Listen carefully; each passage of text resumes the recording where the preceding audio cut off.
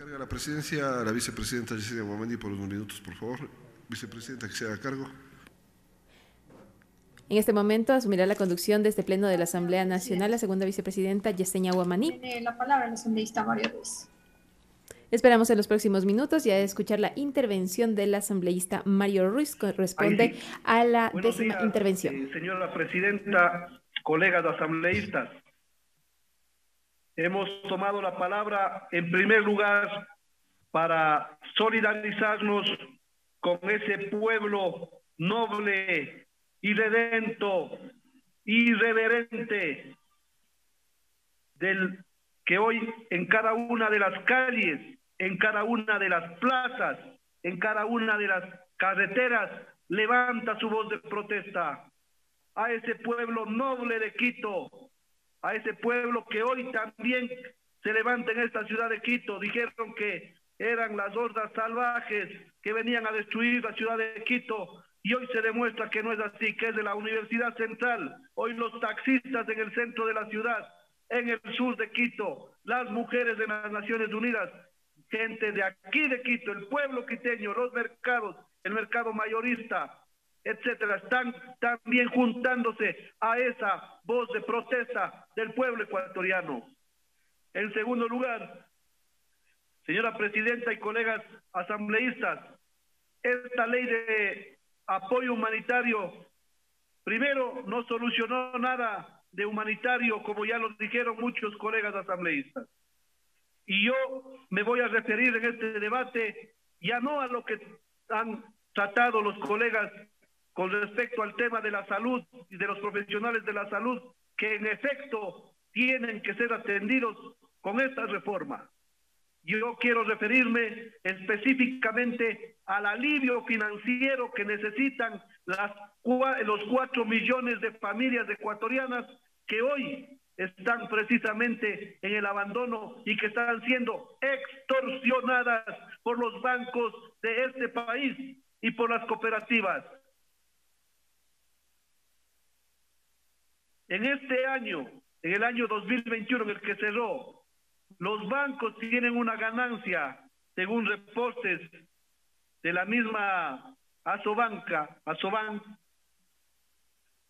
que dice que tienen ganancias de alrededor de...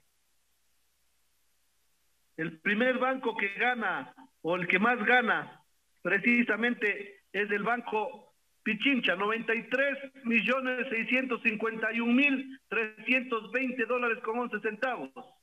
El Banco de Guayaquil, $58.548.490 Produbanco, $38.044.977. Banco Internacional, $37.952.000. Bolivariano, 35 millones, etcétera. Dainer, Austro, General Rumiñahui, es decir, ellos ganan y ganan y ganan y ganan. Y en esta ley tuvimos la oportunidad y tenemos la oportunidad para frenarles un poco a los que más ganan y darle ese alivio financiero a los ecuatorianos y ecuatorianas.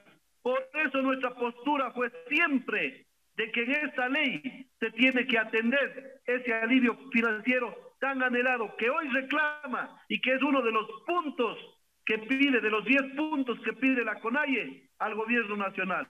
Una moratoria financiera para que los bancos de este país tengan la obligación de diferir las deudas, de esperar, de declarar un año de moratoria en el cobro de intereses de las deudas a las familias ecuatorianas más pobres, a las MIPYMES, a quienes tienen créditos de hasta $300.000.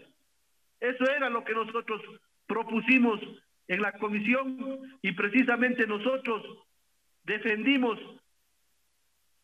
hasta el cansancio de que no se saquen las normas que dan ese alivio financiero a los ecuatorianos y ecuatorianas, de que no se cobre o no se exija el buró crediticio para dar nuevos créditos a los deudores de la banca que quedaron mal en pandemia, porque no quedaron mal por tramposos, no quedaron mal porque no querían pagar, simplemente quedaron mal porque no hubo cómo pagar, porque no se vendió, porque los locales estaban cerrados, porque simplemente no hubo trabajo, porque los transportistas tenían que llevar la mitad del aforo de su capacidad, los locales tenían que trabajar con la mitad del aforo, pero nunca les dijeron a los bancos, cóbrenles la mitad de las cuotas, porque no pueden trabajar, cóbrenles la mitad de las cuotas en sus créditos. Eso es lo que pasa. Y cuando queremos impedir que hayan leyes que beneficien a la mayoría de ecuatorianos, ahí dicen que no se puede, que técnicamente no es viable, que no hay cómo.